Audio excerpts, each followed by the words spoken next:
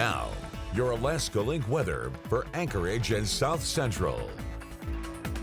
Good evening. Now today's snowfall report isn't in yet as we have to wait till midnight for that. However, we did receive some snow showers this morning, even the National Weather Service accumulating almost 3 inches, which means that we have pulled our seasonal snowfall total to over 80 inches. The earliest on record. We're still snowiest to date, and we are going to still be tracking some active weather in our extended forecast. For the near future, we are starting to watch things become a bit more quieter. There may still be some spotty areas of some snow to rain showers from areas like Kenai, across the Kenai Peninsula and into the Prince William Sound here as we roll into our Friday, with Friday morning lows even hanging on to those 20s and 30s in some spots. So we'll talk about spotty precipitation. What we're watching is there still seems to be some waves of moisture that will be running across the area, but again, mostly staying coastal. Again, maybe a few even flakes to be seen for our inland areas, but we should be drying out as we head into our Saturday.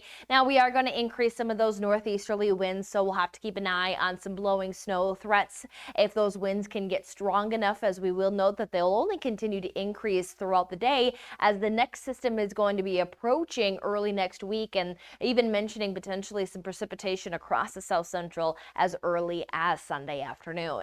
So here's though the precipitation that we have in place. Again, you can definitely see the higher reflectivities across areas of more of our Gulf coastal locations. A few spots trying to work their way inland, but it is going to be very, very spotty. Not a lot of rich moisture there, and even looking at mostly clear skies across much of the south central. So start off Saturday morning, and then there seems to be at least some cloud cover increase there by the end of the day with that next approaching system.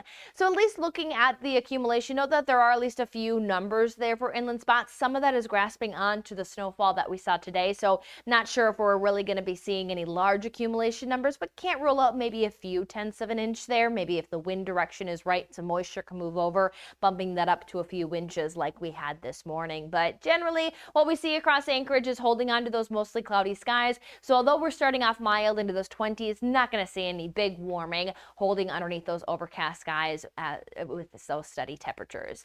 5 hours and 49 minutes of daylight is in place with a 10:10 sunrise and almost a 4 o'clock sunset for our Friday. And we should be able to see some of that sunshine again by end of day Friday, if not into our Saturday. We'll even see some sunshine and cold temperatures there for the Copper River Basin, still hanging on to almost 40 degrees there into Whittier, 29 into Anchorage to have a low Saturday morning at 16 into Anchorage, 29 into Seward to head into our Saturday afternoon with some area-wide sunshine to start the day off again, but then that system starts to increase across the area, and then impacts from our next storm will be in place from Sunday into Monday before it does look like we have some cooler temperatures that will try to drop in for next week.